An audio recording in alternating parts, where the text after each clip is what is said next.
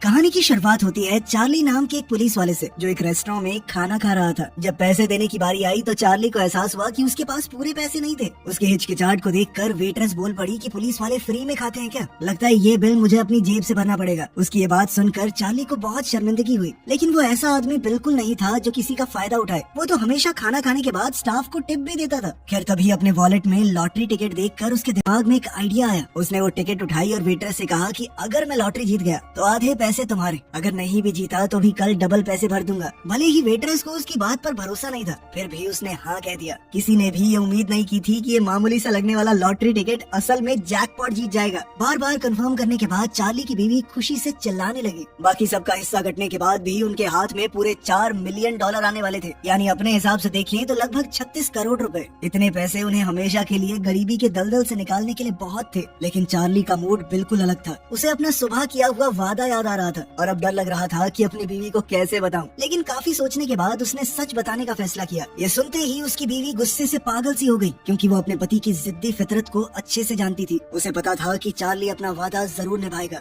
असल में चार्ली को बचपन से ही लोगों की मदद करना पसंद था। इसी वजह से वो बड़ा होकर एक पुलिस वाला बना, ताकि वो शहर के लोगों की मुश्किलों और परेशानियों को सुलझा सके। वो अंधे लोगों को सड़क पार करवाता, प्रेग्नेंट औरतों की मदद करता और तो और अपनी छोटी सी सैलरी से भी गरीब इलाकों में डोनेशन करता। कुल मिलाकर इससे अच्छा और ईमानदार आदमी मिल नहीं सकता। मगर उसकी बीवी का स्वभाव बिल्कुल उल्टा था। वो न सिर्फ बहुत ज्यादा खुदगर्ज थी, बल्कि अपने हेयर सैलून के कस्टमर्स के सामने खुलेआम बोलती फिरती थी कि उसका पति तो बहुत पुराने ख्यालों का है। पता नहीं हरिश्चंद्र कहाँ से आ गया मेरी जिंदगी में।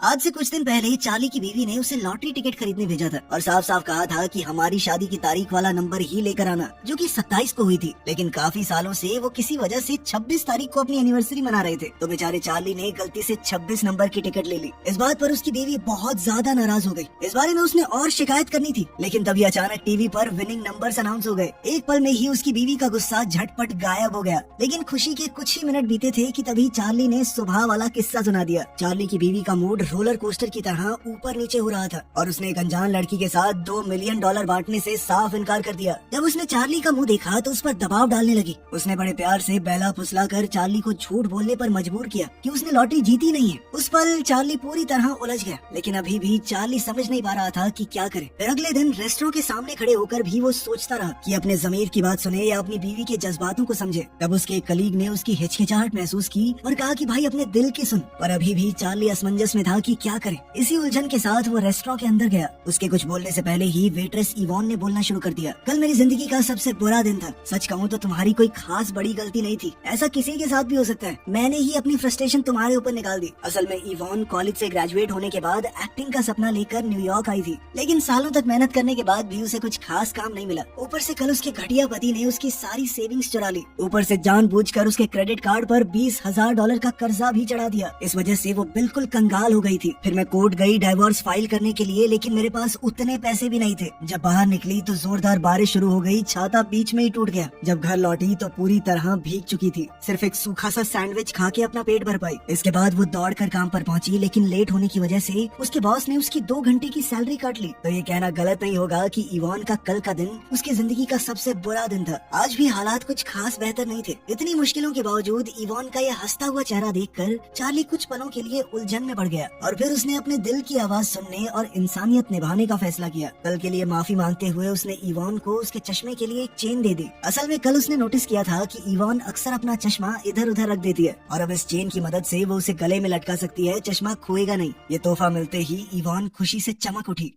अब धीरे धीरे उसका चार्ली पर भरोसा बढ़ रहा था। इसके बाद चार्ली ने एक बार फिर से किस्मत का फैसला इवॉन के हाथ में रख दिया और कहा कि तुम फैसला करो कि तुम्हें खाने के पैसे डबल चाहिए या फिर लॉटरी के प्राइज मनी का आधा। इवॉन ने अपनी बदकिस्मत जिंदगी को देखते हुए सोचा कि मैं लॉटरी कभी नहीं जीतने वाली और वो चार्ली की अच्छाई का फायदा भी नहीं उठाना चाहती थी। इसीलिए उसने कहा कि खाने के 2 गुने पैसे दे दो। लेकिन अगले ही पल चार्ली ने प्यार से कहा कि मैंने 4 मिलियन की लॉटरी जीती है। पहले तो इवॉन को इस बात पर बिल्कुल भरोसा नहीं हुआ। उसने चार्ली से कहा कि मेरी गरीबी का मजाक मत उड़ाओ। लेकिन जब उसने दोबारा पूरे यकीन के साथ बात दोहराई तब इवान अपनी खुशी को रोक नहीं पाई और खुशी के मारे कूदने लगी। इवान ने न सिर्फ रेस्टोरेंट के हर आदमी को गले लगाया बल्कि खुलेआम ऐलान कर दिया कि आज का लंच सबके लिए फ्री है, और इतना ही नहीं, हर कस्टमर को एक एक आइसक्रीम भी दे दी। इवान को इतना खुश देखकर चार्ली को भी सुकून मिला कि उसने झूठ नहीं कहा। बाहर खड़ा उसका कलीग भी ये देखकर काफी खुश था, लेकिन जैसे ही चार्ली की बीवी को ये बात पता चली वो आग उगलने लगी। जब वो प्राइज लेने जा रहे थे तो वो बस में भी बिना रुके चार्ली पर चिल्लाती रही, पर चार्ली ने पहले ही सबका तोड़ सोच रखा था। वो पहले से जानता है कि उसकी बीवी को शो ऑफ करना कितना पसंद है, इसीलिए उसने सलाह दी कि जब अवार्ड मिलेगा ना तो स्टेज पर तुम खुद बोल देना कि मैं आधा पैसा इवान नाम की इस गरीब लड़की को देना चाहती हूँ। ऐसा करते ही शहर के सभी अखबारों के फ्रंट पेज पे तुम्हारी फोटो छप जाएगी। सोने के दिल वाली औरत, किसी ने आज तक $2 मिलियन जैसा बड़ा इनाम नहीं बांटा, तुम रातों रात स्टार बन जाओगी बेबी। जिसके बाद ब्रांड्स की लाइन लग जाएगी तुम्हारे पीछे। हालांकि उसकी बीवी को रिस्क तो लग रहा था कि 2 मिलियन तो हाथ से जाएंगे ना, लेकिन फिर भी फेम पाने की चाह में वो मान गई। जल्द ही ऑफिशियल अवार्ड सेरेमनी शुरू हो गई और जैसे ही चार्ली, उसकी बीवी और इवान स्टेज पर गए, रिपोर्टर्स ने उन्हें चारों तरफ से घेर लिया। कैमरों के सामने चार्ली की बीवी ने बड़े दिल वाली औरत होने का नाटक करते हुए कहा कि मुझे किसी अनजान के साथ 2 मिलियन बांटने में कोई प्रॉब्लम नहीं है। ये खबर सच में पूरे देश में फैल गई, लेकिन उसकी बीवी का स्टार बनने का सपना कुछ खास पूरा नहीं हुआ। लेकिन फिर भी पैसा तो मिल ही गया ना। उसकी अकड़ अब और ज्यादा बढ़ गई। वो जगह जगह जाकर महंगे कपड़े खरीदती, जबकि चार्ली एक बॉडीगार्ड की तरह उसके पीछे पीछे बैग उठाए घूमता रहता, जबकि इवान बिल्कुल उल्टी थी। पैसा मिलते ही उसने अपने पिछले पति के छोड़े हुए सारे कर्ज चुका दिए और फिर उसने वो रेस्टोरेंट खरीद लिया जहाँ पर वो काम करती थी, और अब वो वहाँ की मालकिन और एम्प्लॉय दोनों बन गई थी। उसने चार्ली के नाम से एक टेबल भी रखा जहाँ पर जरूरतमंद गरीब लोग आराम से बैठ के खाना खा सकते हैं, उनसे पैसे भी नहीं लिए जाएंगे। खैर अगले दिन चार्ली कुछ खरीदने के लिए कन्वीनियंस स्टोर में गया तो उसने देखा कि सारे कस्टमर बिल्कुल जम के खड़े थे। लोग इधर उधर चीजें नहीं ढूंढ रहे, लेकिन उसने चोरों को ये बिल्कुल पता नहीं लगने दिया कि उसे उन पर शक हो गया है। वो चुपचाप स्टोर से बाहर निकला और अपने पार्टनर को कहा कि जल्दी से बैकअप बुलाओ। फिर वो बेसमेंट के रास्ते से घूमकर दोबारा स्टोर में घुस गया। अंदर जाकर उसने सच में 2 चोरों को देखा। हालात को समझते हुए उसने एक कैन उठाया और सीधा उठाकर एक चोर के सर पे दे मारा। जैसे ही वो चक्कर खाकर गिरा, चार्ली तुरंत दूसरे चोर पर झपट पड़ा और उसे जमीन पर गिरा लिया। जल्द ही बैकअप यूनिट पहुंच गई और सभी लोगों को सुरक्षित बचा लिया गया, लेकिन इस सब के दौरान चार्ली के बाएं हाथ पर गोली लग गई। इस चोट की वजह से उसे समय से पहले रिटायर होना पड़ा, लेकिन अपने इस कारनामे से चार्ली बहुत मशहूर हो गया। वो अब शहर का हीरो बन चुका था। उसे मेयर से मेडल भी दिया गया, लेकिन वहाँ भी उसने रिटायर हो चुके जरूरतमंद पुलिस वालों के लिए $10,000 डोनेट करने का वादा किया। ये सुनकर उसकी बीवी का बहुत दिमाग खराब हुआ। उसे पूरा पैसा सिर्फ अपने लिए चाहिए था, किसी और काम के लिए बस जाए ही ना। एक तरफ चार्ली था जो सोचता था कि इतना पैसा है तो अब आराम से जिंदगी बिताएंगे और जिसकी कर सकते हैं उसकी मदद करेंगे, जबकि उसकी बीवी को ऐशो आराम एकदम अमीरों वाली जिंदगी चाहिए थी। वो बहुत खुदगर्ज थी। खैर उसी दिन लॉटरी कंपनी ने चार्ली को उसके परिवार के साथ एक यार्ड पार्टी के लिए बुलाया। इस शोर शराबे के बीच कई रईस लोग मौजूद थे। वहीं एक सफेद दाढ़ी वाला आदमी बता रहा था कि स्टॉक मार्केट में उसने कितना पैसा कमाया। पैसों की बात सुनते ही चार्ली की बीवी तुरंत उसके सामने पहुंच गई और बातों बातों में उससे पूछने लगी कि क्या क्या देखना होता है स्टॉक्स में, और वो बातें लिखने लग गई। खैर चार्ली को जल्दी से अमीर बनने के इन तरीकों में कोई इंटरेस्ट नहीं था। वो अकेला इस भीड़ से दूर चला गया जहाँ उसने इवान को एक टैक्सी ड्राइवर से झगड़ते हुए देखा। अब वो इवान की मदद करने के लिए बोट से नीचे उतर गया। अब इस झगड़े को सुलटाने के लिए जब वो नीचे उतरा तो पीछे से यार्ड निकल गई और वो दोनों वहीं छूट गए। इवान को बहुत पछतावा हुआ कि मेरी वजह से आपकी पार्टी मिस हो गई, लेकिन चार्ली को वैसे भी उन अमीरों की बातें सुनने में कोई दिलचस्पी नहीं थी, जबकि उसकी बीवी ने उसे 1% मिस नहीं किया। वो तो अमीर लोगों के बीच में ज्यादा खुश थी। उधर इवान और चार्ली भी खाना खाने बैठ गए। पास ही में एक रोमांटिक सी शादी चल रही थी, जिसे देखकर दोनों थोड़े इमोशनल हो गए। इवान ने बताया कि मेरा पति पहले मुझसे बहुत प्यार करता था, लेकिन धीरे धीरे उसके झूठ और फरेब ने हमारे रिश्ते को खराब कर दिया। ये सुनकर चार्ली ने भी अपनी कहानी बताई। वो और उसकी बीवी स्कूल से एक दूसरे के साथ थे और 18 का होते ही उन्होंने एक दूसरे से शादी कर ली, लेकिन धीरे धीरे उन्हें समझ आया कि दोनों बहुत अलग हैं। लेकिन चार्ली ऐसे ही हार मान के रिश्ता तोड़ने वालों में से नहीं था,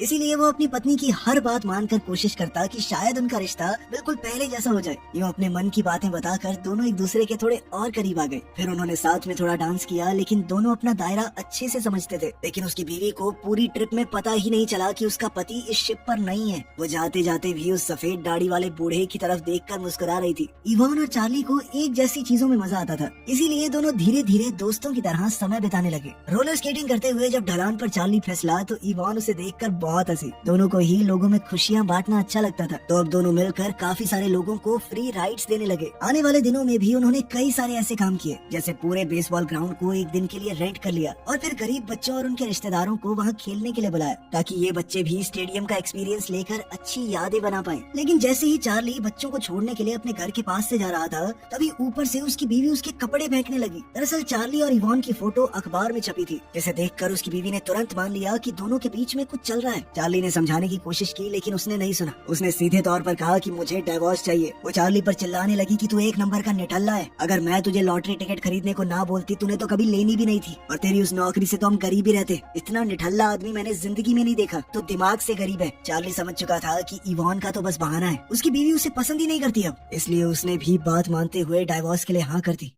इसी बीच इवान का पति उसके घर में घुस के बैठ गया था। जैसे ही उसे पता चला कि इवान को $2 मिलियन मिले हैं, तो वो बेशर्मों की तरह पैसे मांगने के लिए वापस आ गया। कहने लगा कि इसमें से $5 लाख मुझे दे दो। अगर इवान नहीं मानी तो वो उसके घर में ऐसे ही घुस के बैठा रहेगा, और कानूनी तौर पर भी वो कुछ नहीं कर सकती, क्योंकि डाइवोर्स तो उनका कभी हुआ ही नहीं। क्या कहेगी अपने पति को क्यों निकालना चाहती है घर से। इसलिए मजबूरन इवान ने अपना सामान पैक किया और घर छोड़कर निकल गई। अब किस्मत से होटल में चेक इन करते वक्त उसकी मुलाकात चार्ली से हो गई, जो वहीं पर रहने आया था। दोनों के दिलों में पहले से एक दूसरे के लिए जज्बात तो पल ही रहे थे, और अब तो चार्ली की शादी भी टूट चुकी थी। इसलिए दोनों में से किसी ने भी अपने प्यार को छुपाया नहीं। बदकिस्मती से अगले दिन सुबह होटल के बाहर मीडिया ने उन दोनों को घेर लिया। दरअसल कल होटल के स्टाफ ने उन्हें पहचान लिया था, और उनकी साथ रहने की खबर आग की तरह फैल चुकी थी। क्योंकि अभी दोनों का ही ऑफिशियली डिवोर्स नहीं हुआ था, इसलिए उनका रिश्ता लोगों की नजरों में नाजायज बन गया। ये खबर देखकर चार्ली की बीवी के दिमाग में एक नई चाल आई। उसने आम जनता की भावनाओं का इस्तेमाल करके अपनी चाल चलने का प्लान बनाया। डिवोर्स पेपर साइन करने से पहले उसने कहा कि सारी लॉटरी की रकम मेरे नाम की जाएगी, और सालों के रिश्ते को देखते हुए चार्ली ने बिना किसी हिचकिचाहट के हाँ भी कह दी। लेकिन उसका लालच यहाँ नहीं रुका। उसने कहा कि इवान को जो $2 मिलियन दिए थे वो भी मुझे वापस चाहिए, और मना करने पर कहा कि कोर्ट में घसीटूंगी तुम दोनों को। चार्ली को लगा कि ये बहुत ज्यादा हो रहा है, तो उसने गुस्से में आगे बढ़ते हुए अपनी बीवी का हाथ पकड़ लिया कि चलो कुछ बात करनी है। लेकिन इतना बहुत था उसके ऊपर झूठा इल्जाम लगाने के लिए।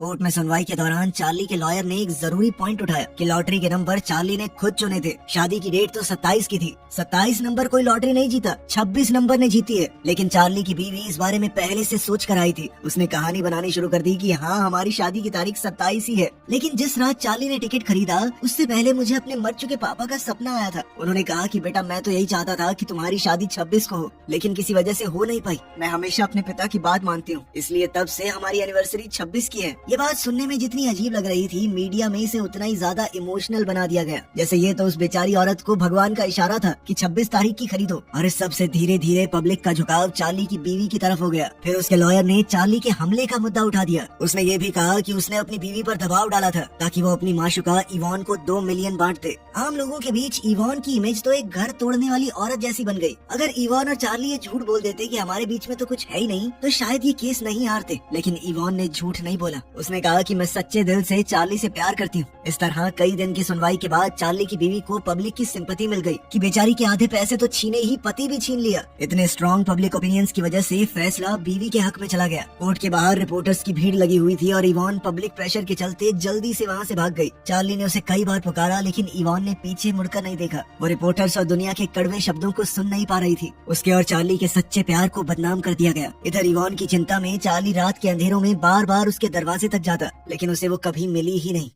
फिर हम देखते हैं कि एक दिन चार्ली सबवे में काफी देर तक बैठे रहने के बाद उदास दिल के साथ वापस लौट रहा था, और उसके मन में आया कि उसी रेस्टोरेंट में जाऊं जहां हम पहली बार मिले थे। जैसे ही उसने दरवाजा खोलकर अंदर कदम रखा, उसने इवान को चांद की रोशनी में आराम से बैठे देखा। कई दिनों से उसे ना देख पाने के कारण चार्ली बहुत उदास था, जबकि इवान को मीडिया की बातों से बहुत दुख हुआ था। अब उसे लगने लगा था कि अगर वो चार्ली की जिंदगी में नहीं आती तो वो अपनी बीवी और $4 मिलियन के साथ खुश रहता। लेकिन चार्ली ने कहा, वो $4 मिलियन मैं तुम्हारे लिए एक सांस में फेंक दूं, कोई पछतावा नहीं है मुझे उन पैसों का। इवान को जिंदगी में कभी किसी ने इतना गहरा प्यार नहीं किया था, और ना ही कभी किसी ने उसे इतनी मजबूती से चुना। अब चार्ली के सच्चे जज्बात जानने के बाद वो भी अपने आप को रोक नहीं पाई। दोनों ने तय कर लिया कि वो इस शहर को ही छोड़ देंगे, किसी अनजान जगह पर जाकर एक नई जिंदगी की शुरुआत करेंगे। तभी अचानक दरवाजे पर दस्तक हुई और उनका ख्यालों का सिलसिला टूट गया। वहाँ एक बेघर आदमी खड़ा था जो पहले की तरह गर्म खाना मांग रहा था। चार्ली और इवान ने बिना सोचे उसे अंदर बुला लिया, और उसे खाना देने के बाद दोनों एक दूसरे के गले लग गए। उस बेघर आदमी ने मौका देखकर अपना छोटा सा कैमरा निकाला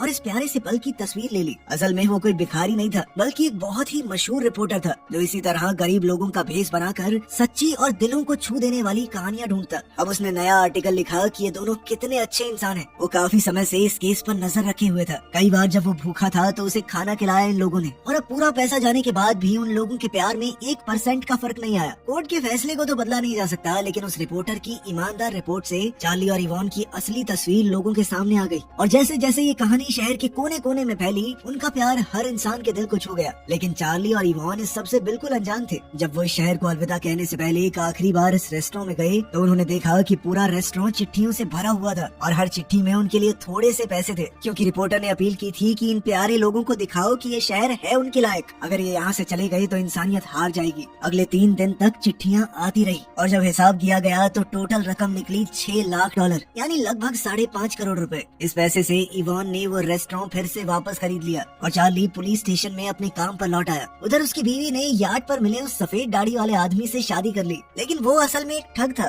जो कुछ ही समय बाद उसके सारे पैसे लेकर गायब हो गए, और उसने भी दोबारा से सैलून में अपनी नौकरी ले ली। आखिरकार शहर के बीचों बीच एक बहुत ही खूबसूरत शादी हुई। एक हॉट एयर बैलून आसमान में उड़ान भरता हुआ दिखा। वहाँ चार्ली और इवान हाथ में हाथ डाले खड़े थे। वो सभी चिट्ठियाँ जो उन्हें भेजी गई थी नीचे फूलों की पंखुड़ियों की तरह लटक रही थी। तो आपके हिसाब से क्या इवान और चार्ली का प्यार सही था? कमेंट्स में जरूर बताना। मिलते हैं अगली वीडियो।